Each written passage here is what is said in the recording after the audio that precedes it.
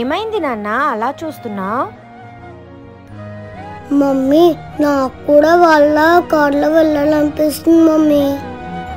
గొప్ప వాళ్ళ దగ్గర బోల్డ్ అని డబ్బులు ఉంటాయే, అందుకే వాడు కార్లు అన్నీ కొనుక్కుంటారే. డబ్బులున్న వాళ్ళని గొప్ప వాళ్ళు అన్నారు నాన్న. గొప్ప వాళ్ళంటే ఎవరో తెలుసా? మన దగ్గర 10 రూపాయలే ఉన్నా ఎదుటివారికి అవసరం ఉన్నప్పుడు కనీసం 1 రూపాయి అయినా సహాయం చేసేవారిని గొప్పోళ్ళు అంటారు. మన మాటలతో గాని చేతలతో గాని ఎదుటివారిని బాధ పెట్టకుండా ఉంటారు చూడు, వాళ్ళని గొప్పోళ్ళు అంటారు. నువ్వు బాగా చదువుకొని మంచి ఉద్యోగం సంపాదించి అందరికి సహాయపడుతూ మంచిగా ఉన్నావనుకో, నువ్వే మమ్మీని డాడీని కార్లో తీసుకెళ్తావు. డబ్బులున్న వాళ్ళని ధనవంతులు అంటారు. ఓకేనా?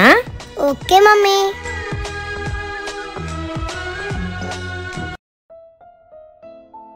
నాన్న దండం పెట్టుకో. ఎందుకు మమ్మీ? పెట్టుకో నాన్న, చెప్తాను.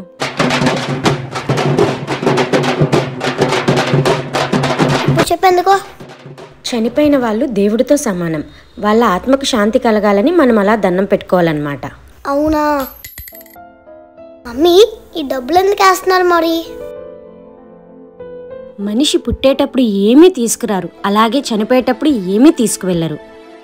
నేను బ్రతుకున్నంత కాలం చాలా డబ్బు సంపాదించాను, కానీ చనిపోయేటప్పుడు నాతో 1 రూపాయి కూడా తీసుకువెళ్ళట్లేదు. రేపొద్దున మీ పరిస్థితి అయినా అంతే. కాబట్టి బ్రతుకున్నన్న రోజులు ఆనందంగా న్యాయంగా నలుగురికి సహాయపడుతూ హ్యాపీగా బ్రతకండి.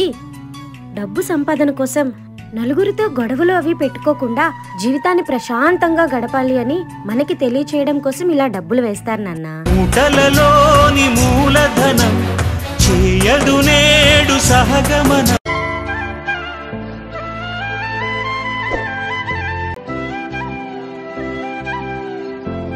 మోక్షిత్, తప్పు కదా తల్లి, నువ్వు ఇంటికెళ్ళి ఆడుకో. నాన్న, ఆడపిల్లల్ని ఎక్కడ పడితే అక్కడ పట్టుకోవడము కొట్టడము చేయకూడదు, అది చాలా తప్పు. అమ్మని ఎక్కడ పడితే అక్కడ పట్టుకోవడం, అమ్మని కొట్టడం చేస్తావా ఎప్పుడైనా? చెయ్యనమ్మా. అలాగే ఆడపిల్లను కూడా ఎక్కడ పడితే అక్కడ ముట్టుకోకూడదు. ప్రతి ఆడపిల్లలోనూ అమ్మని చూడాలి, సరేనా? సరే మమ్మీ, ఇంకెప్పుడు అలా చేయను. చిన్నపిల్లలకి ఎందుకని ఇవన్నీ చెప్తున్నావు? చిన్నప్పటి నుంచి చెప్తేనే పెద్దయ్యాక ఆడపిల్లకి ఎంత విలువ ఇవ్వాలనేది అర్థమవుతుంది. లేదంటే చూస్తున్నారు కదా ఈ ప్రపంచంలో ఎలాంటి అనర్థాలు జరుగుతున్నాయో. మీ పిల్లలకు కూడా చిన్నప్పటి నుంచే అమ్మాయికి ఎంత దూరంలో ఉండాలి, అమ్మాయికి ఎంత విలువ ఇవ్వాలనేది నేర్పించండి.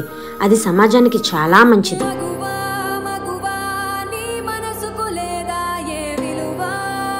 ఇంకేంటక్క, నువ్వు అనుకున్నట్టు జాబ్ సంపాదించి ఇంక ఫుల్ హ్యాపీయే కదా?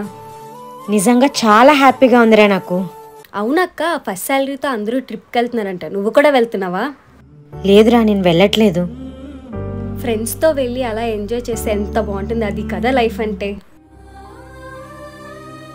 నువ్వు చెప్పింది నిజమే, అలా చాలా బాగుంటుంది. కానీ నా ఎంజాయ్మెంట్ ఎందులో ఉంటుందో తెలుసా? నేను ఇలా ఉద్యోగం చేయడానికి నన్ను ఎంతో కష్టపడి చదివించిన మా అమ్మకి నా ఫస్ట్ శాలరీతో ఏదైనా ఒక చిన్న గిఫ్ట్ తీసుకెళ్ళి ఇచ్చాననుకో, ఆమె కళ్ళల్లో వచ్చే ఆనందం ఉంటుంది చూడు, అది చూస్తే నాకు ఆనందంగా ఉంటుంది. అదే నా లైఫ్. అమ్మ కష్టాల్లో కొంచెమైనా సహాయంగా ఉన్నానన్న ఆలోచనలోనే నాకు చాలా ఆనందం ఉంది.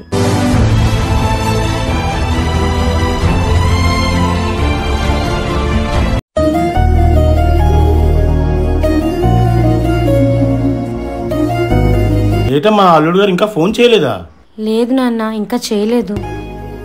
నువ్వు ఇక్కడికి వచ్చి చాలా రోజులు అయింది, కనీసం అల్లుడు గారి దగ్గర నుంచి ఫోన్ కూడా రాలేదు.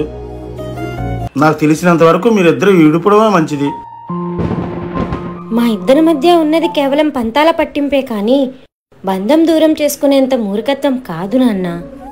సముద్రం నుంచి అలలు బయటకు వస్తున్నంత మాత్రాన సముద్రం అలలు వేరువేరు కాదు నాన్న.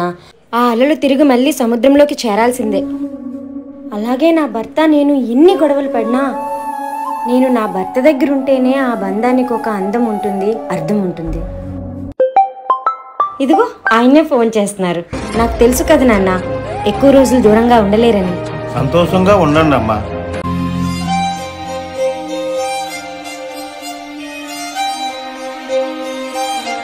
ప్లీజ్ సబ్స్క్రైబ్ చేయండి. పక్కనున్న బెల్ ఐకాన్ గట్టిగా కొట్టండి.